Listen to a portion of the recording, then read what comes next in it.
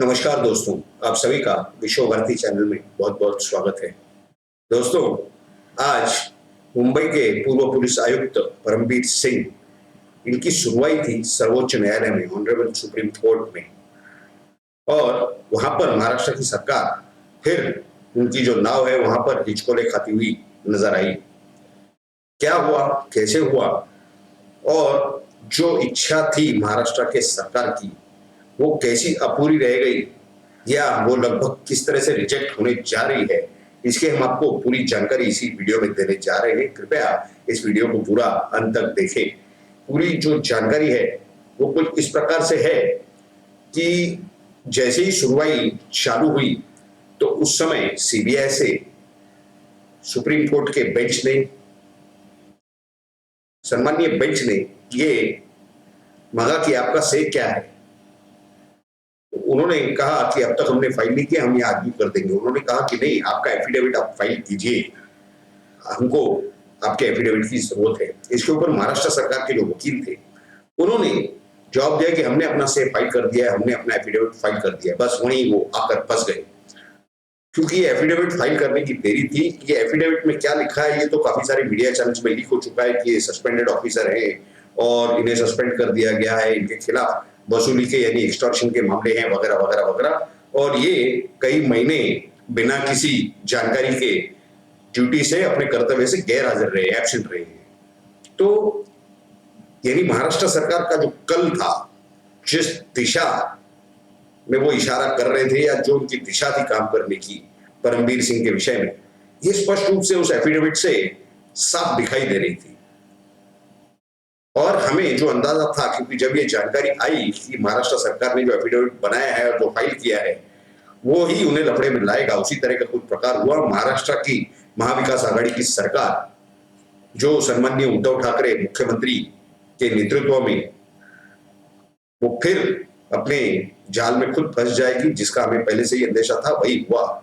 इसके बाद जो आर्ग्यूमेंट हुई उसमें महाराष्ट्र सरकार की तरफ से director general of police Maharashtra की तरफ से जो वकील वहां खड़े थे, उन्होंने कहा कि हमने तो सिर्फ इनके खिलाफ वही कार्रवाई की है जो कानून में है, जो कि एक्सटॉर्शन के मामले में होनी चाहिए थी, बाकी हमने कुछ नहीं किया है। इसके ऊपर परमबीर सिंह के जो वकील थे उन्होंने ऑब्जेक्शन दिया। उन्होंने कहा कि विषय न्याय प्रविष्ट होते हुए, यानी एक न्यायालय के, सुप्रीम कोर्ट के न्यायालय के विचाराधीन होते हुए ये चालान कैसे इशू कर सकते हैं, यानी ये चार्जशीट कैसे फाइल कर सकते हैं किसी केस में। इस पर सुप्रीम कोर्ट के बेंच ने इन्हें कहा, राज्य सरकार को, कि आप कोई भी चार्जशीट इसके बाद परमबीर सिंह के खिलाफ फाइल नहीं करेंगे।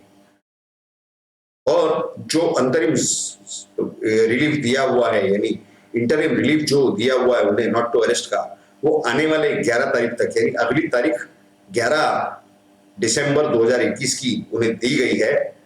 आने वाले शनिवार को इसके ऊपर फिर सुनवाई होगी और उसी तारीख को सीबीआई से कहा गया है कि आप आपका एफिडेविट फाइल कीजिए। और उनसे ये सब के दौरान सबसे महत्वपूर्ण बात ये हुई, क्योंकि जो दिखता है वही बिकता है, इस तरह का आजकल का है सिस्टम चल रहा है। तो महाराष्ट्र सरकार जो दिखाने की कोशिश कर रही है और जो असलियत है, ये दोनों में तफावत है, अंतर है। ये सुप्रीम कोर्ट के जो इंटेलेक्चुअल जस्टिस बैठे हैं उन्हें स्पष्ट रूप से समझ में आता है। ये सामान्य जनता को, आम इंसान को ये बेवकूफ बनाया जा सकता है, क्योंकि जिस तरह से आपने देखा होगा कि पिछले 6-7 महीने किस तरह से परमबीर सिंह तो रशिया चले गए, परमबीर सिंह तो बेल्जियम पहुंच गए, इस तरह से बताया जा रहा था। लेकिन जब सुप्रीम कोर्ट में आर्ग्यूमेंट हुई थी तो उनके वकील ने कहा था कि आने वाले 48 घंटों में जब भी न्यायालय कहेगा कि जिस कमीशन के सामने या जिस इन्वेस्टिगेशन ऑफिसर के सामने हाजिर होना है वो हाजिर हो जाएंगे, और उस तरह से हुआ भी था। लेकिन कहने का मतलब ये है कि सुप्रीम कोर्ट ने इस चीज की दखल दी। उन्होंने कहा, उन्होंने उससे पहले सवाल किया था महाराष्ट्र सरकार से और ये पूछा था स्पेसिफिकली कि अगर ये जांच आपके पास रहती है तो इसमें बायस होने की क्या संभावना है। बायस यानी पूर्वग्रह या पूर्वकल, जिसके विषय में इन्होंने जवाब दिया था कि हमने सिर्फ वही कार्रवाई की है जो एक्सटॉर्शन के मामले में होनी चाहिए थी। तो कहने का मतलब यह है कि सुप्रीम कोर्ट ने कहा कि जो कुछ है वो सब दिख रहा है। दिख रहा है का मतलब आप समझ सकते हैं कि उनका जो कल परमबीर सिंह के खिलाफ है, क्योंकि परमबीर सिंह के विषय में उन्होंने ये कहा था कि ये विजिल ब्लोअर महाराष्ट्र के सरकार के वकील ने कि ये विजिल ब्लोअर हो ही नहीं सकते, क्योंकि ये तो एक्सटॉर्शन के मामलों में फंसे हुए। अब देखिए, जो अर्जियां महाराष्ट्र सरकार कहती है कि इनके खिलाफ आरोप किए गए थे, जब तक ये सेवा में थे वहां पर, तब तक तो ये अर्जियां दबा के रखी गई थी। वो चाहे पुलिस डिपार्टमेंट हो, चाहे होम डिपार्टमेंट हो, चाहे गृह मंत्रालय हो, होम मिनिस्ट्री हो, तब तक कुछ नहीं खुल रहा था। और तब तक खुलता भी तो बहुत बहुत तो एक एंटी करप्शन सी डिस्क्रीट इंक्वायरी लगा देते ज्यादा से ज्यादा, और उसके बाद उस पर कुछ नहीं पाया गया करके बंद कर देते। इतने सारे महीनों, इतने सारे सालों तक ये सब विषय दबा रहा। ये बाहर कब आया? जब परमबीर सिंह ने एक चिट्ठी लिखी वहां के मुख्यमंत्री को और उन्हें जागृत किया कि 100 करोड़ महीने के वसूली का जो काम, गैरकानूनी काम चल रहा था महाराष्ट्र में, उस विषय में। अभी आप रश्मि शुक्ला को ही देख लीजिए। रश्मि शुक्ला ने जब ट्रांसफर पोस्टिंग का आरोप लगाया, जब वो पूरी जांच की, तब तक तो इन्होंने सब परमिशन दी। जब इन्हें पता लास्ट में रिपोर्ट में मालूम पड़ा कि जांच हमारी सरकार के खिलाफ थी, हमारे सरकार के नेताओं के खिलाफ थी, मंत्रियों के खिलाफ थी, तो उनके पीछे लग गए। महाराष्ट्र सरकार ने एक और आरोप किया था, वो ये था कि रश्मि शुक्ला के खिलाफ कि इन्होंने बिना परमिशन के, अब परमिशन उन्हीं की सरकार रहते हुए ये सब परमिशन दिए गए, तो वही सब परमिशंस ऑनरेबल हाईकोर्ट में, बॉम्बे हाईकोर्ट में रश्मि शुक्ला ने प्रोड्यूस किए थे, सामने पेश किए थे। परमबीर सिंह के वकील ने एक और आरोप लगाया। उन्होंने ये कहा, और सीबीआई ने भी, कि इनके डायरेक्टर जनरल ऑफ पुलिस को जब सीबीआई ने बुलाया तो ये उनके सामने पेश होने के बजाय ये लोग, इन्होंने हाईकोर्ट पे याचिका फाइल कर दी, रिट पिटीशन, एक इंडिपेंडेंट इंक्वायरी के लिए, और वो उसका निर्णय जल्दी होने जा रहा है। यानी ये किसी तरह से सुप्रीम कोर्ट इस पे कोई निर्णय ले, इसके बीच में रोड़े डालने का प्रयास स्पष्ट रूप से दिखाई देता हुआ लग रहा है। इससे और महत्वपूर्ण बात, इन्होंने एक और आरोप लगाया कि उन्होंने कहा कि सीबीआई के जो चीफ हैं, यानी डायरेक्टर, वो भी पूर्व डीजीपी हैं, डायरेक्टर जनरल ऑफ पुलिस हैं, पुलिस के महासंचालक हैं महाराष्ट्र के, और वो भी इसी केस में या तो विटनेस हो सकते हैं या आरोपी भी। यानी किस तरह से सुप्रीम कोर्ट का एक जो देखने का नजरिया है उसे किस तरह से बदला जाए, सीबीआई को ये पूरी जांच देने के विरोध में कैसे कर दिया जाए, इस तरह के सारे प्रयास कानूनी रूप से करते हुए महाराष्ट्र की सरकार अपने वकीलों द्वारा स्पष्ट रूप से दिखाई दे रही है। ये प्रयास इनके किस हद तक सफल होंगे ये देखना तो बाकी है, लेकिन अब तक जो चित्र सामने स्पष्ट हुआ है उससे, और जो सूत्रों से जो जानकारी प्राप्त हो रही है उससे स्पष्ट रूप से दिख रहा है कि परमबीर सिंह को तो अंतरिम जमानत यानी एंटीसिपेटरी बेल तो मिल ही जाएगी, इस बारे में कोई दो राय नहीं है। रह गई इंक्वायरी की बात, तो महाराष्ट्र सरकार के वकील ने जो वहां पर बात कही थी वो ये कही कि हम चाहते हैं कि इसमें इंडिपेंडेंट कमीशन, इंडिपेंडेंट इंक्वायरी बिठाई जाए। अब इंडिपेंडेंट इंक्वायरी यानी कोर्ट मॉनिटर्ड, तो हो सकता है कि सुप्रीम कोर्ट इस विषय में कोर्ट मॉनिटर्ड इंक्वायरी, एक सीबीआई की टीम, उसमें 1-2 अधिकारी महाराष्ट्र के और कुछ अधिकारी ईडी वगैरह के डाल करके एक ज्वाइंट टीम बना करके सुप्रीम कोर्ट सुपरविजन में उस तरह का आदेश दे दे कि सुप्रीम कोर्ट के सुपरविजन के तहत इस विषय की जांच होनी चाहिए। क्योंकि अब तक तो ये देखा गया है, वो चाहे बॉम्बे हाई कोर्ट हो, चाहे सुप्रीम कोर्ट हो, हर जगह महाराष्ट्र सरकार पता नहीं किस तरह से जाके अपने ही जाल में फंस जाती है। इस परमबीर सिंह के याचिका में उसी तरह की परिस्थिति महाराष्ट्र सरकार की दिख रही है सुप्रीम कोर्ट के अंदर। ऑनरेबल सुप्रीम कोर्ट में जो लोग बैठे हैं, जो ऑनरेबल जस्टिसेस हैं, क्या इन्हें लगता है कि वो जो सुप्रीम कोर्ट के जस्टिसेस हैं उन्हें कुछ समझ में नहीं आती, बात कुछ दिखाई नहीं देती? They know very well to read between the lines, यानी वाक्यों के बीच में क्या लिखा है या क्या उसका मतलब है, दो वाक्यों के बीच का या 2 लाइनों के बीच का, वो उन्हें बराबर दिखाई देता है। हमारे भारत के जुडिशरी के अंदर भले ही थोड़ी सी देर लगती हो, लेकिन न्याय होता है।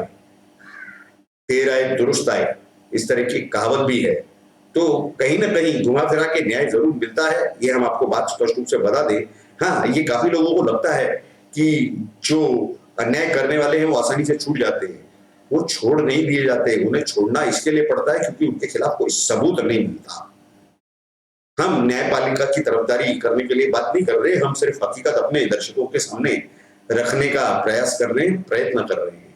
खैर, हमारा जो अनुभव भारत की न्यायपालिका के साथ रहा है वो एकदम ही अलग रहा है, और हमारे अनुभवों के बारे में भी हम आपके सामने जरूर बात रखेंगे। कई सारे बड़ी बड़ी कंपनियों को न्यायपालिका के आदेश की वजह से, कई आदेशों की वजह से बंद होना पड़ा है। 3,000 करोड़ का टर्नओवर, 4,000 करोड़ का टर्नओवर, एनुअल टर्नओवर, वो हमने ही याचिका दायर की है। उसमें कुछ आदेश ऐसे हुए कि जिससे बचने के लिए कार्रवाई से इन्हें अपनी कंपनियां बंद करनी पड़ी। वो एक अलग अपना मसला है, वो कॉर्पोरेट सेक्टर का मसला है जहां पर लोगों की चीटिंग चल रही थी। खैर, कहने का मतलब यह है कि आज परमबीर सिंह के मामले में जो कुछ हुआ, इसमें आने वाले 11 तारीख को हमें जो सूत्रों से जानकारी मिल रही है, सीबीआई अपना एफिडेविट जरूर फाइल करेगी और या वो जांच करेंगे कि नहीं, जांच करने के लिए तैयार है कि नहीं, इस विषय में वो एफिडेविट जरूर फाइल करेंगे, क्योंकि सीबीआई के लिए ये फिरियादी हैं और इनके फिरियादी को टारगेट किया जा रहा है, ये स्पष्ट रूप से दिखाई दे रहा है। तो आने वाले 11 तारीख को वो जो भी एफिडेविट फाइल करे, हो सकता है उसी दिन आर्गुमेंट करके उस पर फैसला हो जाए। इनकी परमबीर सिंह की जो एंटीसिपेटरी बेल की जो इंटरिम एक्सटेंशन हो चुकी है, यानी 11 तारीख तक तो उन्हें महाराष्ट्र की सरकार या उनकी एजेंसियां अरेस्ट नहीं कर सकती, उन्हें गिरफ्तार नहीं किया जा सकता।